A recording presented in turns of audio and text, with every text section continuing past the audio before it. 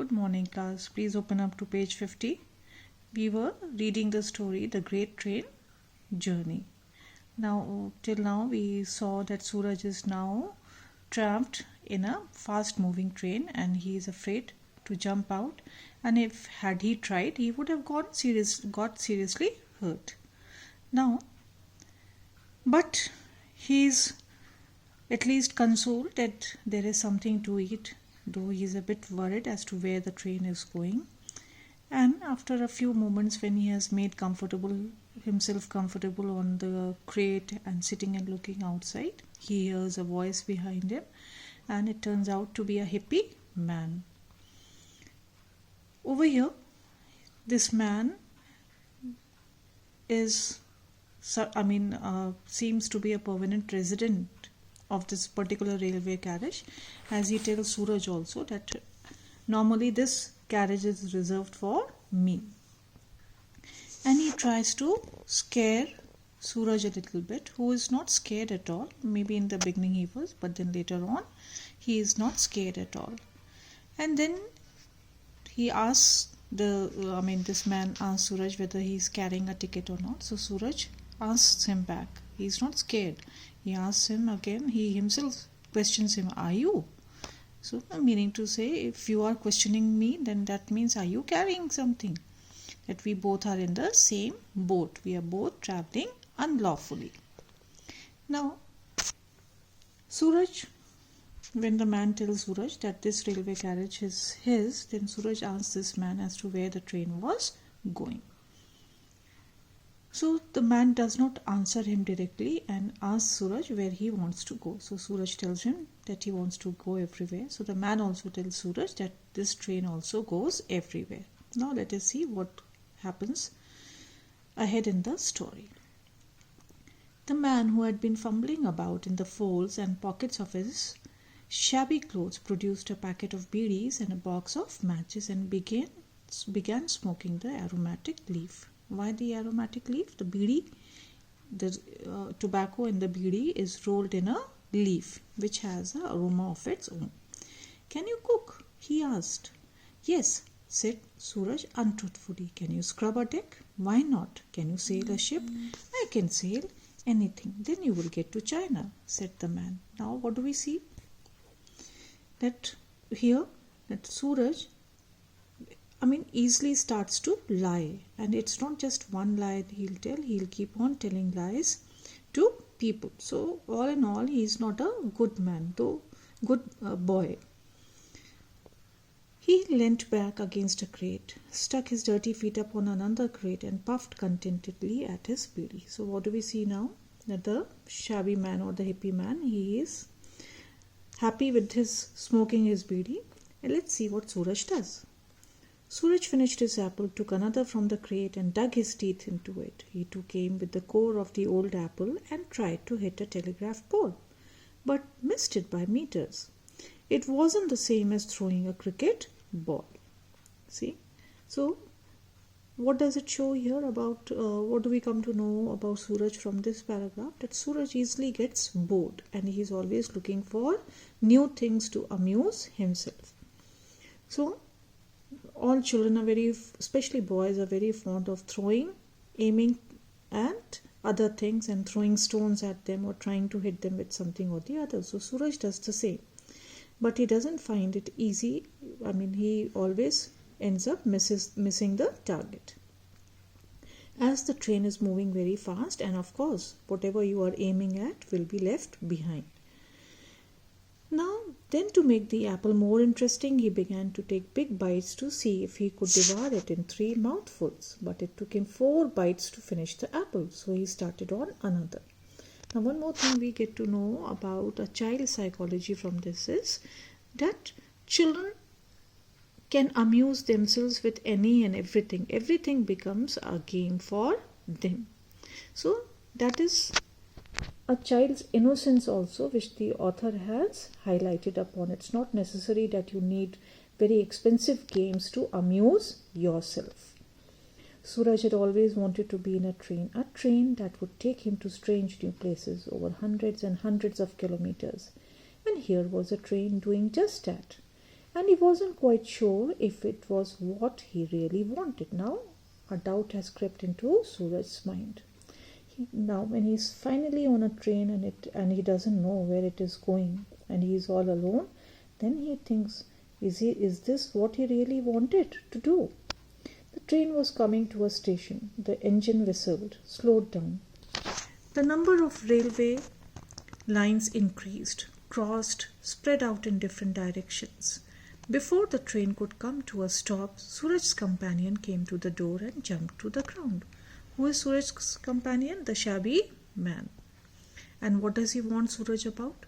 You had better keep out of sight if you don't want to be caught, he warned, and waving his hand, he disappeared into the jungle across the railway tracks. Now the train has come to a stop at some particular station, not on the main platform but at a siding.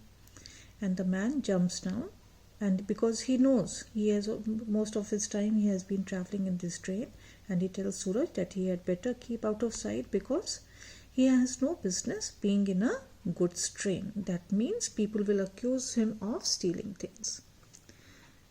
The train was at siding and Suraj could not see any signs of life, but he heard voices and the sound of carriage doors being opened and closed. So Suraj is a smart boy also. He looked out for people if he could see somebody, but no, he could not, but he could hear voices. And what does he realize? That the apples wouldn't stay in the compartment much longer. So he stuffed one into each pocket and climbed onto a wooden rack in a corner. So he realized that the goods in the train, maybe all carriages were full of apples, so they will be removed. So he quickly put 2 more apples in his pocket and hid himself in a corner. Presently men's voices were heard in the doorway. 2 labourers stepped into the compartment and began moving the crates towards the door, where they were taken over by others. Soon the compartment was empty. Was it empty? No. Suraj was still hiding in a corner. Let's see what happens further. Suraj waited until the man had gone away before coming down from the rack. Which man? The people who were in the compartment. After about 5 minutes, the train started again. It shunted up and down, then gathered speed and went rushing across the plain. Across the area, earth. Suraj felt a thrill of anticipation. Now, Suraj is full of excitement as to where the train is headed to next. Where would they be going now? He wondered what his parents would do when he failed to come home that night. They would think he had run away or been kidnapped or been involved in an accident. They would have the police out and there would be search parties. Suraj would be famous, the boy who disappeared. Now see how Suraj's mind is working. He is excited at the thought of going to new places, but at the same time he is worried how his parents will react, what will they think when they realize that Suraj has still not come back home and he is not to be found anywhere. But he thinks that he will become famous as the boy who disappeared. So that is the naughtiness in him. The train came out of the jungle and passed fields of sugarcane and villages of mud huts. Children shouted and waved to the train, though there was no one in it except Suraj, the guard and the engine driver. Suraj waved back. Usually he was in a field waving. Today he was actually on the train. So early in that morning, Suraj was the one who was waving to the train, and today but after a few hours, he was the one who was sitting inside the train, and he saw other children waving at the train, and he also waved back at them. He was beginning to enjoy the ride. The train would take him to the sea. There would be ships with funnels and ships with sails, and might even be one to take him across the ocean to some distant land. So he has now believed the story which the man had given him. He felt a bit sorry for his mother and father. They would miss him. They would believe he had been lost forever. So up till now, he is not the one who is missing his parents, but he thinks that his parents will be missing him. So he is very sure of his parents' love. But one day, a wealth and fame all together, we term it as fortune made, he would return home, and then nobody would care any more about school reports and what he ate and why he came home late. Isn't this what you people are being asked always? Where were you? Have you done your schoolwork? So these are the things which trouble children of Suraj's age. Now Ranji, who is Ranji? Suraj's friend, would be waiting for him at the station. So after his parents, he begins to think about his best friend. And Suraj would bring him back a present. And what does he think of bringing back? An Africa lion, perhaps, or a transistor radio. But he wished Ranji was with him now. He wished the hippie was still with him. An adventure was always more fun when one had company. So again he has started to feel lonely. He wished that his friend or even the ragged hippie would have done as a companion. He had finished both apples by the time the train showed signs of reaching another station. So he must have eaten maybe a kg of apples, and still it seems he is hungry. Now the train is reaching another station. This time it seemed to be moving into the station itself, meaning to say on one of the major platforms, not just a siding. It passed a lot of signals and buildings and advertisement boards before slowing to a halt beside a wide, familiar platform. Familiar? Something you have seen and known before. Suraj looked out of the door and caught sight of the board bearing the station's name. So you all must have noticed that every station has a signage over there which declares what place it is. He was so astonished that he almost fell out of the compartment. Astonished or surprised by what? By seeing the name of the station as to where this train has come. He was back at his hometown. After travelling 40 or 50 miles, he was home again. He couldn't understand it. The train hadn't turned. Of that he was certain. And it hadn't been moving backwards. He was certain of that too. He climbed out of the compartment and looked up and down the platform.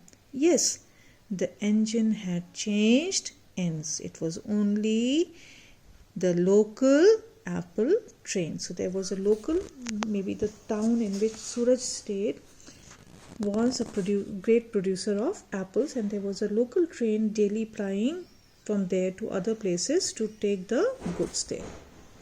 Suraj glowered angrily at everyone on the platform. It was as though the rest of the world had played a trick on him.